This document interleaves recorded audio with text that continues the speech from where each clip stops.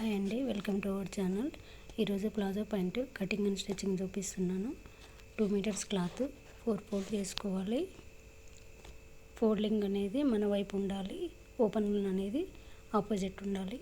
పైన 3 ఇంచెస్ ఇది ఎలాస్టిక్ పట్టి కోసము 3 ఇంచెస్ మార్క్ పెట్టుకోవాలి. లైన్ వేసుకొని ఇక పైనుంచి 38 ఇంచెస్ లెంత్ మార్క్ పెట్టుకున్నా. ఆ 3 ఇంచెస్ కానించి 38 ఇంచెస్ అండి. సీట్ రౌండ్ 12 ఇంచెస్ మార్క్ పెట్టుకోవాలి. మనకు ఎలాస్టిక్ పట్టిక నుంచి సీట్ ఇది 14 ఇంచెస్ ఉంది. ఆ 12 ఇంచెస్ కానించి సీట్ లెంత్ వచ్చేసి 14 ఇంచెస్ మార్క్ పెట్టుకోవాలి. Seat round 12 inches plus 3 inches extra, అది కర్వ్ షేప్ లాగా మార్క్ వేసుకోవాలి. 3 ఇంచెస్ ఎక్స్ట్రా అని చెప్పాను కదా, ఎక్స్ట్రా మార్క్ పెట్టుకొని లైన్ వేసుకోవాలి. ఇలా కర్వ్ షేప్ లాగా. ఇప్పుడు హీల్ రౌండ్ వచ్చేసి 7 ఇంచెస్ ప్లస్ 2 ఇంచెస్ ఎక్స్ట్రా, అక్కడి నుంచి ఇక్కడికి జాయింట్ లైన్ వేసుకోవాలి. కర్వ్ షేప్ దగ్గర నుంచి హీల్ రౌండ్ వరకు జాయింట్ లైన్ వేసుకోవాలి. ఇప్పుడు కట్ చేసుకోవాలి.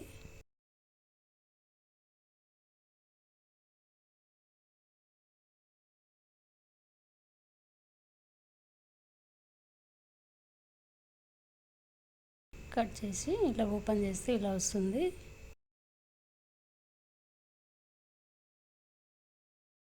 ఇప్పుడు 2 పార్ట్స్ అనేది తీసేసి సపరేట్ చేసేసేయాలి. సపరేట్ చేసి దాన్ని కూడా మిడిల్లో మనం కొంచెం లైట్గా క్రాస్గా కట్ చేసుకోవాలి. పైన 3 ఇంచెస్ దగ్గర నుంచి కిందికి 14 ఇంచెస్ మార్క్ పెట్టుకోవాలి. కింద హీల్ రౌండ్ దగ్గర ఒక 1 ఇంచ్ మార్క్ పెట్టుకొని ఆ 1 ఇంచ్ దగ్గర నుంచి మనం ఎక్కడైతే 14 ఇంచెస్ పెట్టామో అక్కడికి జాయింట్ లైన్ వేసుకోవాలి. ఇది ఇలా వేసుకోవడం వల్ల మనకి వేసుకున్నప్పుడు పట్టేయకుండా ఉంటుంది. దీన్ని కట్ చేసుకోవాలి. కట్ చేసుకోకపోతే పట్టేసినట్లు ఉంటుంది అన్నమాట మనకి. ఇది ఓపెన్ చేసేయాలి. ఓపెన్ చేసి 2 సైడ్స్ ఓపెన్ చేసి ఈ కర్వ్ షేప్ ఉన్నాయి కదా, కర్వ్ షేప్ ఇలా చూపించిన విధంగా జాయింట్ చేసుకోవాలి. 2 సపరేట్గా జాయింట్ చేసుకోవాలి. ఇలా వస్తుంది. జాయింట్ చేసిన తర్వాత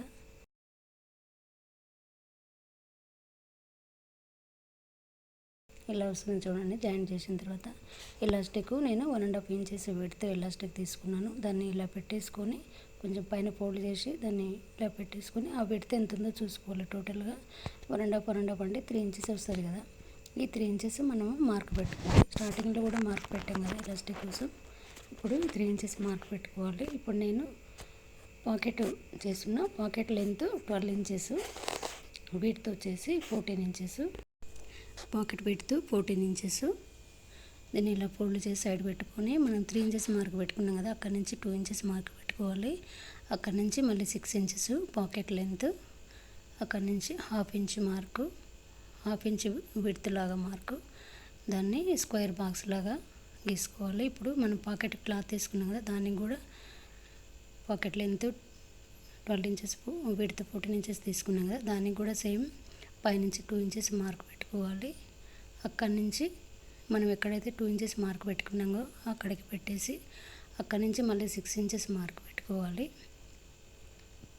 అక్కడి నుంచి విడ్త్ 1/2 ఇంచ్ ఇలా మార్క్ వేసుకొని చూపించిన విధంగా మనం కింద మార్క్ పెట్టుకున్న మెయిన్ క్లాత్కి ఈ పాకెట్ క్లాత్కి సేమ్ ఉండేటట్లు చూసుకోవాలి. స్క్వేర్ బాక్స్ లాగా లైన్ వేసుకొని పాకెట్ క్లాత్ను పెట్టేసి స్టిచ్ వేసుకోవాలి. ఇలా చూపించిన విధంగా స్క్వేర్ బాక్స్ లాగా. ఇప్పుడు దీన్ని మనం ఎక్కడైతే మార్క్ పెట్టుకున్నామో అక్కడి నుంచి కొంచెం క్రాస్గా ఇలా మార్క్ వేసుకొని కట్ చేసుకోవాలి.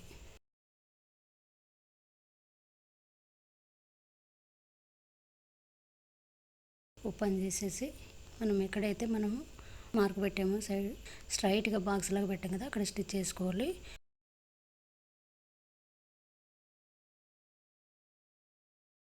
ఇప్పుడు క్లాత్ ఫోల్డ్ చేసేసి క్రాస్ మనం ఏదైతే పాకెట్ క్రాస్ కట్ చేసాం కదా కింద దాన్ని స్టిచ్ వేసుకోవాలి.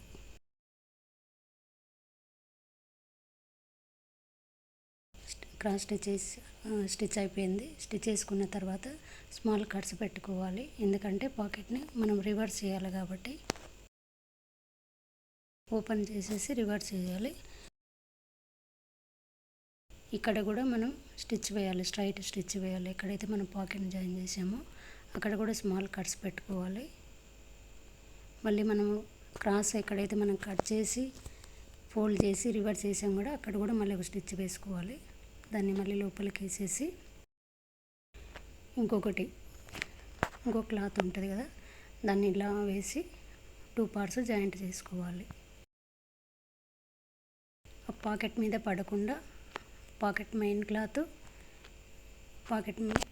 క్లాత్ పడకుండా మెయిన్ క్లాత్కి మనం ఇలా పిన్స్ పెట్టుకొని జాయింట్ చేసుకోవాలి. ఇట్లా స్ట్రైట్ స్టిచ్ ఇక్కడ కూడా మనం వీ షేప్లో ఉంటుంది కదా అక్కడ కూడా స్టిచ్ వేసుకోవాలి. 2 సైడ్స్ స్టిచ్ చేసిన తర్వాత ఇలా వస్తుందండి. చూడండి పాకెట్స్. ఇది మళ్ళీ రివర్స్ చేసి మనం hip round 21 inches, total 42 inches వస్తుంది. దాన్ని డబల్ ఫోల్డ్ చేయాలి. ఫస్ట్ చిన్న ఫోల్డ్ చేసి తర్వాత కొంచెం ఫోల్డ్ చేసి మనం ఆల్రెడీ 3 ఇంచెస్ మనం ఎలాస్టిక్ మార్క్ కోసం పెట్టుకున్నాం కదా ఆ విధంగా మనం ఫోల్డ్ చేసుకోవాలి. మార్క్ పెట్టుకొని ఫోల్డ్ చేసుకోవాలి.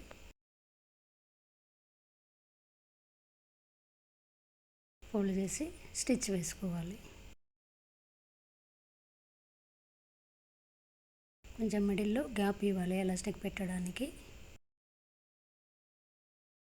ఇక్కడ మిడిల్లో గ్యాప్ ఇవ్వాలి. ఈ పాకెట్స్ అనేవి లోపలికి వెళ్ళాలి.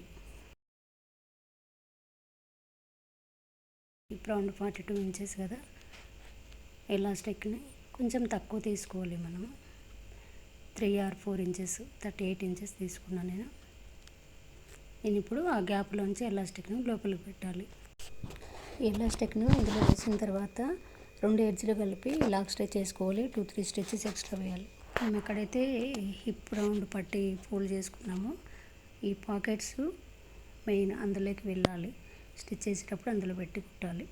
ఇప్పుడు చూసారు కదా ఈ గ్యాప్ వచ్చింది. ఆ గ్యాప్ను కూడా క్లోజ్ చేయాలి. క్లోజ్ స్టిచ్ చేసుకోవాలి. ఆ ఎలాస్టిక్ కనిపించకుండా క్లోజ్ స్టిచ్ చేసుకొని మిడిల్లో కూడా ఇంకొక స్టిచ్ వేయాలి. ఇప్పుడు కింద వచ్చేసి హీల్ దగ్గర 2 ఇంచెస్ కట్స్ కోసం ఓపెన్ చేసి సైడ్ ఇట్లా డబుల్ ఫోల్డ్ చేసి కుట్టుకోవాలి.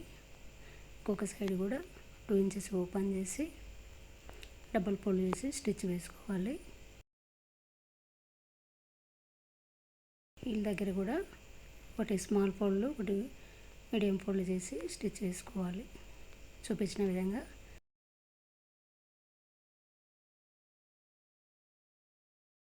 స్టిచ్ చేసుకోవాలి. ఇలా వస్తుందండి కట్స్, సైడ్ కట్స్. నేను ఎలాస్టిక్తో పాటు డోరీ కూడా వేశాను. ఎప్పుడైనా ఎలాస్టిక్ లూజ్ అయినప్పుడు మనకు కట్టుకోవడానికి ఈజీగా ఉంటుంది. ఎలాస్టిక్ తీసేసి కట్ చేసేసి మనము డోరీతో కూడా మనం కట్టుకోవచ్చు. కట్టుకోవడానికి నాడలు ఉంటే కట్టుకోవడానికి ఈజీగా ఉంటుంది ఎలాస్టిక్ లూజ్ అయినప్పుడు.